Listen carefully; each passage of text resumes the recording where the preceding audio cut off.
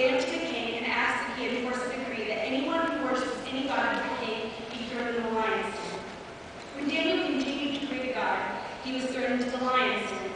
The next morning, the king came expecting to find Daniel dead, but was surprised that he was unharmed. God sent an angel and shut the mouths of the lions.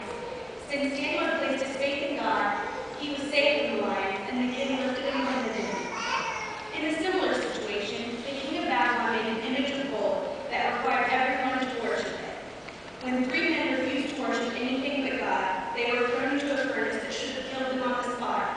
Instead, when the king looked in, he saw 4 men instead of 3 walking through the fire unharmed.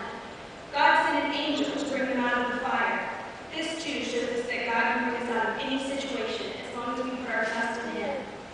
I know that it's difficult for us to relate to these people who lived over 2,000 years ago. Besides, you probably don't know anyone who was ever thrown into a furnace. So let's talk about Bethany Hamilton. She was 13 years old and on her way to become a professional surfer when her life changed forever. She was surfing with her friend one morning when a shark attacked and bit her left arm completely off.